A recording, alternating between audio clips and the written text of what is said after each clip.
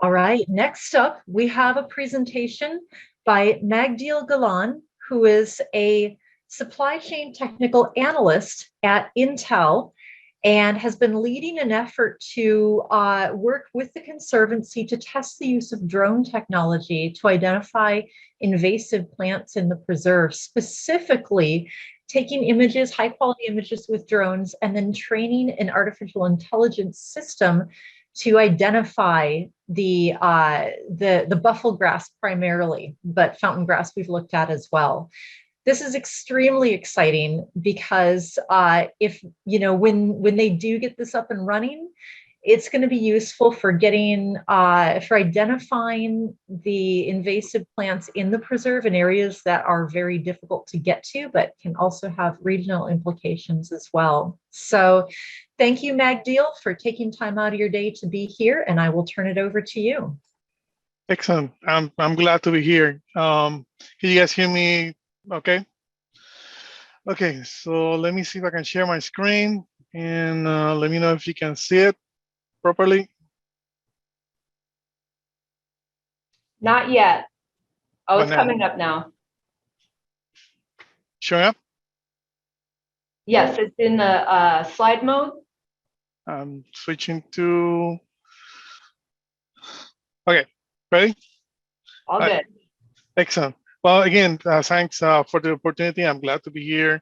I'm glad to be participating and contribute to this effort. I'll try to be pretty quick, but basically, this is really a nice collaboration between Intel and the Sonoran McDowell Conservancy. It has been very, we have a team of members that are really, really eager to contribute. Our goal is to be able to detect and identify non-native grasses, invasive, using artificial intelligence, using drone imaging, okay? Just to put it in lame terms, it's like face recognition, but for grasses. There's many challenges associated with that, but I'll go over some of those details. Our main objective is to make sure that we can develop an ability to detect and map where these invasives are located, and turn that into a potential app that will help monitor, identify, monitor, and development and progression of the invasives. Let me know if I'm going too fast at some point, or if I'm not. Sometimes when I go too fast, I start Spanish coming out, so just stop me if I do. We have various phases that we want to complete this project. The first phase is to collect the aerial images using a drone. Second phase is to use the expertise of the botanists and conservancy stewards to identify and label the invasives. That is similar to what Melanie mentioned, which is we want to train our systems and we need to educate them on what are invasives, okay? Phase 3 is to develop the model once we have those images trained, identified, and we're gonna try to develop some characteristics recognition into building a profile. Phase 4 and 5 is regarding the mapping software and the app. Right now, we're currently on phase 3 at that moment, but I'll talk about our progress. Basically, we have mapped the particular area. We wanted to do our first sampling. We have a drone that, as we can tell, we launched from this area, and this is the one sample of the area that we have captured some imaging, okay? And the way that it works, we have our drone, we have a couple drones now. It basically goes and scans in a zigzag pattern throughout the area that we determine. You have to work with identifying the cluster area and map it, pre-program it into the drone. Once we have these images, then the next step would be labeling those images, and that is to identify which are within that image, what is buffer grass, and capture that. That will then be fed into an AI modeling system. Just very quick on the phase one, we have done various outings. That includes many of the stewards and some of our Intel team members who do a little bit of hiking, which we're not used to, and out of the office. That's a good experience, and share and understand. That's the reason why I invite the team to really understand and get a little depth and sense on how they're contributing. Okay, some of the equipment that we're using is here's the drone. The last drone that we're using a high resolution drone. There's one with the drone. We use software to map into the area and communicate with the drone. Our team consists of partners and volunteers from the City of Scottsdale, the McDowell Conservancy, of course, ASU. We have different groups within our team, which are, I call them like the drone masters. We have the AI champions that will help with the modeling. And of course, the toughest part is for the leveling, I call them the leveling heroes. And our team consists on, and I'll elaborate a little bit on that, of all over I would say pretty much all over the place. We got contributors that reside in Arizona, of course, San Jose, California, Oregon, and even Ireland. And we also have motor team, motor teams that also are assisting. One of the reasons for that is the way that we have tailored this program. It has a lot of benefits and rewards. First of all, it's demonstrated that we can apply technology to the social good. Okay, being the ability to contribute remotely is very convenient in the sense that we collect the data, but all of the work, all of the extra work can be done at the convenience of your home, at the convenience of your time, manipulating software that we are providing, which is not very difficult. It's a good example of STEM opportunity. And it's a good introduction to AI. And keep that in mind because I'm going to go over some of these slides and there's going to be a quiz at the end. So we'll check. So how we do this, let me see if I can, this plays well. Let me know if the sound comes in. It's not important, but this is what the drone launches.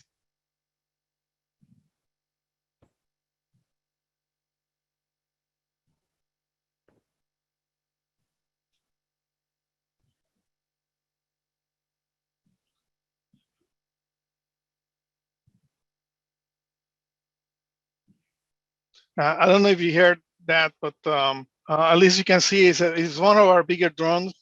And that's when we launched to do the collection of images. So how that works, sorry.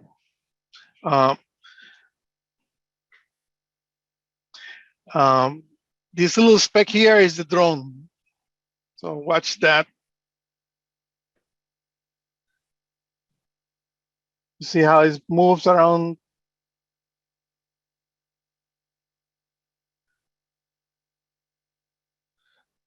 So this is just an example of how the drone will do the mapping on a zigzag pattern to cover the area. Okay. So how is that imaging capture happens? So basically, here's a strip of part of the target area where the drone is navigating through this direction.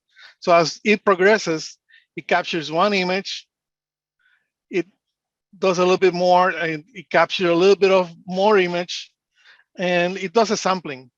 What is important to notice is as it captures the images, it maintains some form of overlapping between the images, and that is important to our effort to make sure we have good coverage area. Our overlap is in the range of about 20 to 25%. It's not as 50 I'm showing here, but it's just like it gives you a little bit of complete coverage on the area that we're addressing.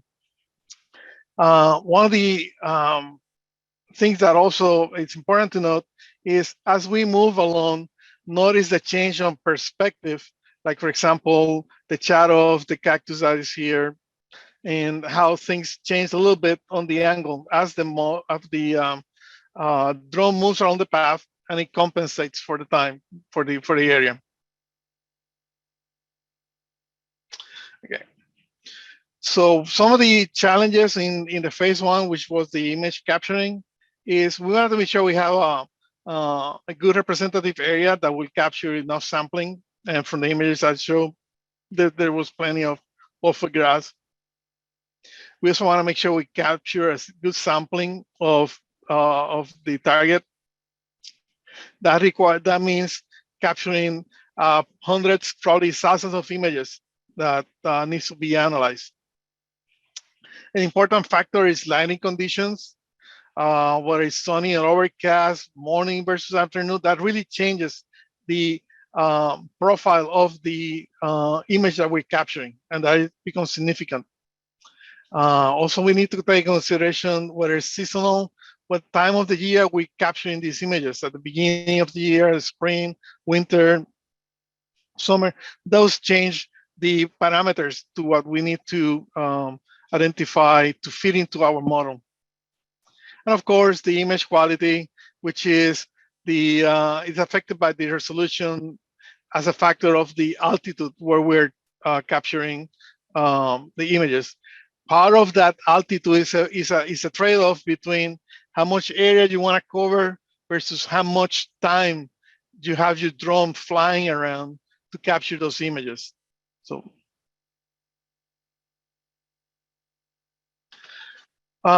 phase two is the labeling part, and this is a very complex component and is very time consuming.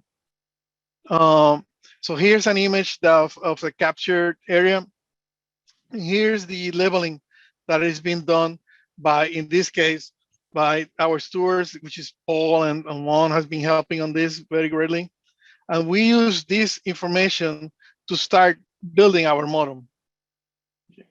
This is very intense and very labor oriented. So some of the challenges and the processing of labeling consists where first we have the botanists and conservancy stewards will label the images where we have hundreds of images to be labeled. But there's too many images to little botanists. So we came with a solution that will have the botanists, the stewards sample. Right now we're doing fifth, maybe we'll need to do every fourth image in the sequence as I was showing for the coverage.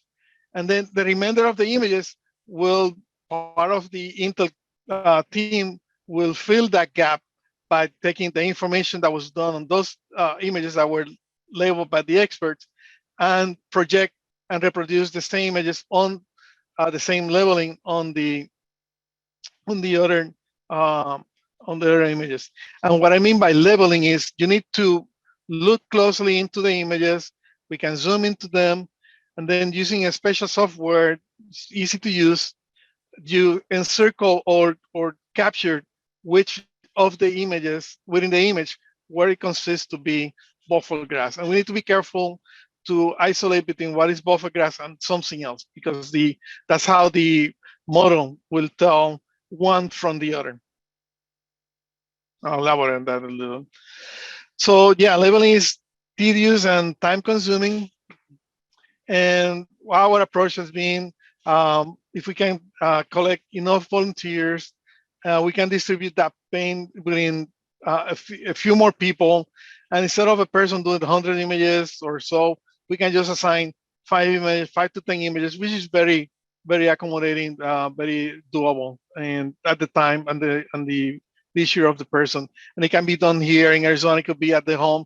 In California, it could be done at night while having dinner or watching a movie in Ireland. So it has no bounds. This can be helped throughout. So this is the last thing. I'm gonna make you a little bit of experts on artificial intelligence and neural networks. So we usually use the term here, neural networks, And that is because we use neurons, or simply how does the memory works. And we try to reproduce that in a form, physically form, with an equation, which just simply compares, okay? And that consists on basically matching profiles of signals. How does these two signals or these images or these patterns match to each other? And then you use that to create you dissect the image into very smaller signals, so you can perform this task very rapidly, and then do the classification. But you need to train the system. So this is called deep learning, and basically it says how to compare an unknown to a trained classification or a label reference. For example, if you see an image, can you tell whether this is a cat or a dog or a buffergrass? So you train the system with samples of these images, and it creates these signals that you use to compare with against. And that's how basically artificial intelligence works. So we're developing a model right now. We call it the UNet, basically because it's the form of the structure different from the one before where it's straight. Okay, this is called Convolution and Networks. This is a different feature that it's easier to manage, it's less computer intensive, and it can quickly hone into place. So we're developing that process right now. Last one slide. So just in summary, and next steps. So they have captured images at 7 meters or and 50 meters above ground level, and the resolution where we have used a drone with the higher resolution of the number of centimeters per pixel. Leveling is in various progress stages, and volunteers wanted. We are searching for volunteers right now within Intel and abroad. We provide the training, and no software skills are required. The only thing that you need is a PC, a mouse, and your pair of eyes. And the last part that we're doing is securing the Intel resources to continue developing and build the AI modeling. Quiz time, which is questions for me, and thanks, if there's any. Yes, we have one question wondering about the relationship between Intel and the McDowell Sonoran Conservancy. Is it a nonprofit relationship? Is it a consulting relationship? What is the nature of that? Go ahead, Melanie. Yeah, I was going to say it's a partnership. Obviously, Intel is a company, and they really value, employee volunteerism, and they value the environment, and so they make time for their employees to do this project. And Magdiel, maybe you can expand on that a little bit. This is a nonprofit. We have certain goals within the company for conservation, and we allow employees a certain number of hours that they can pursue personal projects. It's like a 15% of their time that you can pursue other for your own individual and technical development. And it allows for time for volunteering, and that's what we're counting on. And that's the partnership that we provide some funding to develop these kind of programs. Yep, and they actually not only provide time for their employees to do this, but they also, for every employee hour, I believe, it's $10 an hour that gets sent to the company, which is amazing. So always love partnering with Lincoln. Here's a great question. Who is to be contacted about volunteering for this project? I would say between me, Melanie, and Paul, you can direct at me, and we'll coordinate. Definitely. Another question: as you develop your artificial intelligence profile, what identification variables are you focusing on? Is it just the profile of the plant, or are you looking at other things such as location, color, whatever? So we use, first of all, we use the what is called the RGB, which is the coloring, and the size in proportion. If those do not pan out as to immediately turn into a model that identified buffer grass versus non-buffer grass, then we'll need to explore other capabilities like closer to the ground, where we can get the higher resolution, even more higher resolution images, where we can tell the extension of the leaves or the different features within the plant. And that would be a second stage. And what would be the definition of success from the standpoint of statistical significance? Obviously, you're not going to identify 100% of this stuff, but what would be a workable success? In our AI environment, we usually call 70% as a good mark. Thank you. Thank you. Do you have any reading material available? I can forward some of the papers that we're using to develop our algorithms. Yep. Great, thank you. Well, those would be all of the questions. Thank you. Excellent. Thanks for the time. Thank you very much, Magdiel. If you would like to volunteer on this project, as Magdiel said, you could be in Ireland, you could be anywhere in the world, as long as you have a PC, a mouse, and a set of eyes. Please email me at melanie@mcdowellsonoran.org, or you can also email Paul Staker, and you can find us both on Better Impact, and we can patch you through to Magdiel and get you introduced to that project.